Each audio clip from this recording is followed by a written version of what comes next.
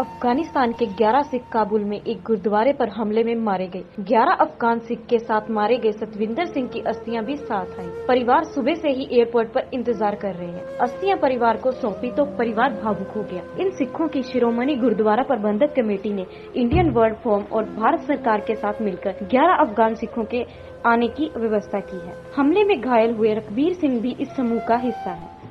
जब से ये तालिबान सरकार आई है, हमें लग रहा था कि भाई ये तालिबान सरकार जो है सिखों के फेवर में जाएगी, लेकिन ऐसा नहीं हुआ।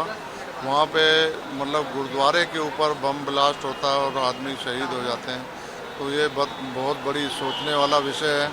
और हम वहाँ के सभी काबिल में रह रहे हमारे सिख भाइयों से अपील करना चाहते हैं कि वो सारे जल्दी से जल्दी इंडिया आ जाएं, और भारत सरकार से भी अपील करना चाहते हैं कि उनको उचित वीज़ा देकर जल्दी से जल्दी यहाँ पे लाने की कोशिश करें। ये बहुत ही मंदभागी घटना है कि ऐसा अटैक किसी माइनॉरिटी पे किसी देश में हो, तो ये बहुत ही दुखदाई घटना है। ऐसा नहीं होना चाहिए। जैसे लुबाना जी ने कहा कि तालिबान सरकार से हमें कोई आस उम्मीद थी, लेकिन हम देख रहे हैं कि हमारी उम्मीद पर वो खरे नहीं उतरे। तो हम अपने सिख भाइयों से सबसे अपील करेंगे कि अपना जल्द से जल्द वो अपना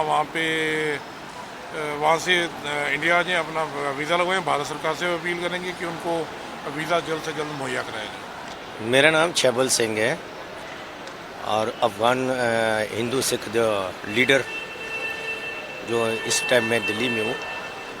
जो काबुल के हालात आप सुन रहे हो, देख रहे हो, जो हालात बिगड़ रही है, जो गुरुद्वारे में जो हों कारते परवान जो अटैक हुआ, हमारे 2 बंदे शहीद हो गए। जो एक सिक्योरिटी गार्ड था अहमद नाते, और दूसरा जो सविंदर सिंह जी, उन्हीं शहीद हो गए। आज 11 बंदे जो काबुल से इधर इंडिया आ रहे हैं। भारत सरकार ने बहुत मदद की है और कर रहे हैं, ਹੁਣ भी मदद कर रहे हैं। जो उन्होंने वीज़ा इशू करके उन्होंने 160 वीज़े इशू किए उन्होंने। तो भारत सरकार और ख़ासकर मोदी जी का बहुत बहुत थैंक यू सर। मैं वहीं पे था जो 2018 में 1 जुलाई 2018 में जो 14 बंदे साढ़े जलालाबाद में शहीद किए गए, उस टाइम भी मैं वहीं पे था। 25 मार्च 2020 जो 27 बंदे जो गुरु हरराय साहब जी गुरुद्वारे अटैक हुआ, तब भी मैं वहीं पे था। इस टाइम में इंडिया में था। नहीं, लेकिन कभी ऐसे हालात में है कि 40 साल में जो हमारी एज है, इस एज के हिसाब से तो मैंने कभी नहीं देखा कि हमारे गुरुद्वारों में या मंदिरों में किसी ने अटैक किया हो, या सारे सिख भाइयों को या हिंदू परिवार को किसी ने अटैक किया हो, या किसी को मार दिया हो, या किसी को छुरा हो गया हो। ऐसे कभी नहीं हुए। आपको तो पता ही है, आपके सामने ही है हालात कैसे हैं, सबको पता है हालात ऐसा ही है ही नहीं। सिख वहाँ पर अभी सुरक्षित नहीं है? नहीं जी नहीं। तो अब परिवार अस्थि आ रही है, काफ़ी दुखी हो रहा हूँ। तो जो हमने खोया वो किसी ने नहीं खोया ना। हमारा घाटा तो पूरा नहीं हो सकता, बट यही चीज़ आप अंडरस्टैंड कर सकते हैं। सरकार से कोई बातचीत हुई है? अभी तक तो कुछ नहीं हुई। सरकार से कोई मांग करते हैं? क्योंकि अभी 150 अब क्या मांग करें हमने, लोग भी अभी आपके, बस यही है कि वो लोग यहाँ आ जाएं, बस और कुछ नहीं मांग। और क्या कह सकते हैं उनको। 150 लोग की मांग यही है कि यहाँ पे सुरक्षित आ जाए। अफ़गानिस्तान बस अगर ठीक है, अगर अभी क्या करें। जो अकाल पर वाहिगुरु का हुक्म है, हम क्या कर सकते हैं। उस के हुक्म में हम कुछ भी नहीं कर सकते हैं। जितना हमारा दाना पानी था अफ़गानिस्तान में, अभी ख़त्म हो गया हमारा दाना पानी। सब कारोबार छोड़ के आ गए? हाँ जी, हाँ। बस गुरु हमारे के जो दर थे तो बहुत, यानी 85 साल में थे हमारे गुरु के दर ऐसे वो नहीं हुए थे। तो 85 साल के बाद हमारे को ये बहुत पारा नुकसान पड़ा है। बस ऊपर वाली की मर्ज़ी, हम कुछ नहीं कर सकते। अभी हालात हैं, कभी ऐसा हुआ? आप कब से रह रहे हैं वहाँ पर? हम तो रह रहे हैं तकरीबन काटो 40-45 साल से उधर से रह रहे हैं। कभी ऐसा हालात हुआ? नहीं, बिल्कुल नहीं है ऐसा।